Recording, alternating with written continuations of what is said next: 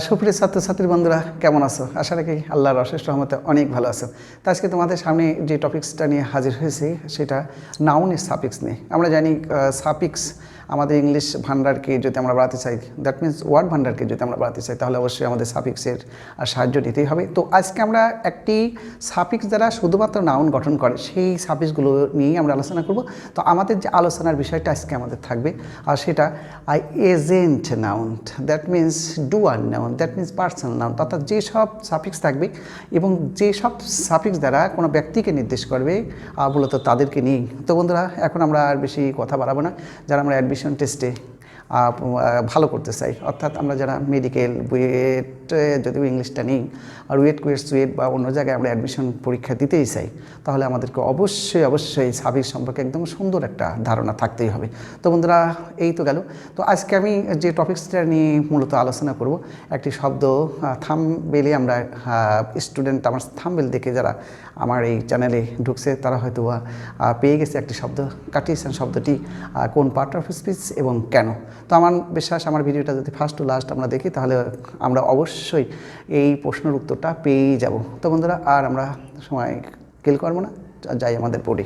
তো আজকে আমরা এখন চলে যাই সাফিক্স ফর্মিং আর নাউন, অর্থাৎ নাউন যেটা গঠন করে। আমরা জানি এই যে এখন আমি আজকে যে সাফিক্সটা স্টুডেন্টের সাথে তুলে ধরছি শুধুমাত্র কিন্তু এইগুলো দ্বারা এজেন্ট বা ডুয়ারকে নির্দেশ করবে। আর ডুয়ার এবং এজেন্ট কারা বা অ্যাক্টর কারা?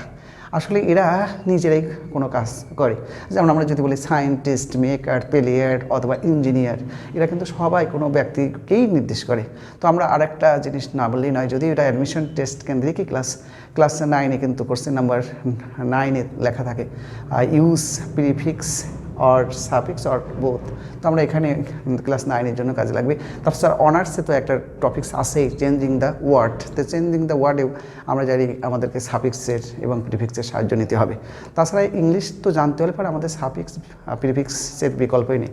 তো প্রিভিয়াস লেকচারে কিন্তু আমরা বলেছি সাফিক্স কাকে বলে। আমরা বলেছি যে বর্ণ বা বর্ণ সমষ্টি রুট ওয়ার্ড অর্থাৎ মূল শব্দের পরেই বসে তাকেই মূলত আমরা সাফিক্স বলি। তো বন্ধুরা, সাফিক্স সম্পর্কে অনেক বলা কথা হলো, এখন দেখি। আমরা এখন দেখব ফার্স্টে যে সাফিক্সটা আমরা নেব আর।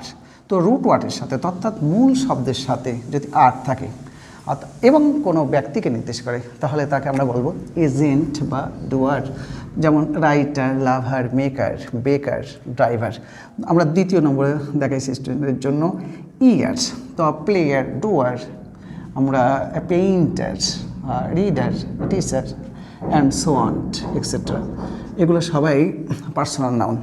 তো বন্ধুরা, এখন যাই আমরা অ্যাক্টর ওয়ার সাফিক্সের সাথে। আমরা জানি ওয়ার একটা সাফিক্স, অ্যাক্ট এই রুট ওয়ার্ডের সাথে যুক্ত হয়ে অ্যাক্টর, সেলর, ইন্সপেক্টরস এরকম অনেক শব্দ পাবো যেগুলো আমরা কোনো ব্যক্তিকে নির্দেশ করবে এবং এরা সবাই নাউন।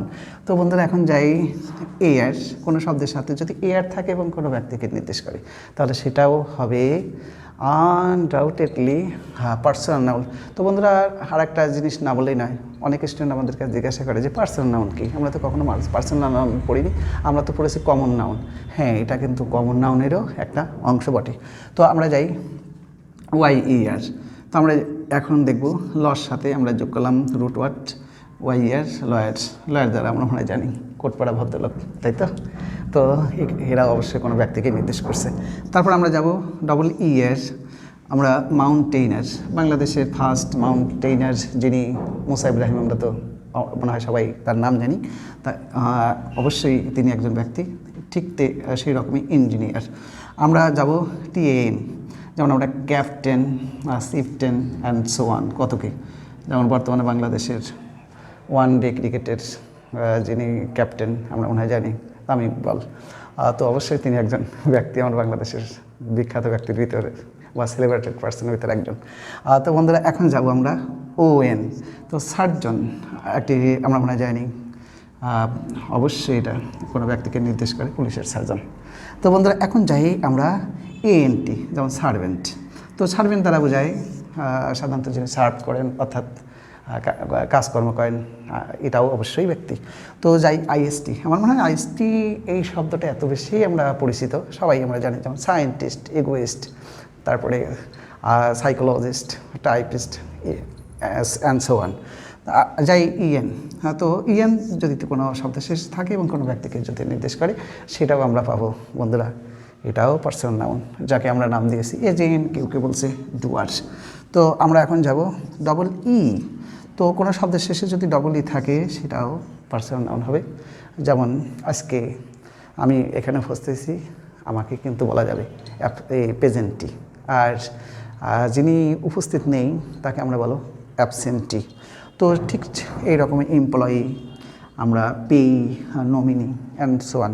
তো আমরা লাস্টে যেটা আলোচনা করব সবচাইতে বেশি গুরুত্বপূর্ণ, যদি আমি কোনো স্টুডেন্ট, মেডিকেল স্টুডেন্ট হই, অথবা আমি যদি কোনো জব এক্সামিনের জন্য কোনো ক্যান্ডিডেট হই, অথবা আমি যদি ইংলিশকে খুব ভালোভাবে জানতে চাই, তাহলে আমাদের এই সাফিক্সটা বেশি মনে রাখতে হবে। যেমন আর্টিসান, এটা আমার যতদূর আমার নলেজ যায়, ঢাকা ইউনিভার্সিটির খ ইউনিটে কোনো একটা সালে পড়েছে, হয়তো আমার সালটা মনে নেই। তারপর কাটিয়েছেন খুবই গুরুত্বপূর্ণ একটি শব্দ, যে ইন্টারমিডিয়েট 205 পৃষ্ঠা, অর্থাৎ একদম লাস্ট পৃষ্ঠায় এই শব্দটা বেশি, কাটিয়েছেন।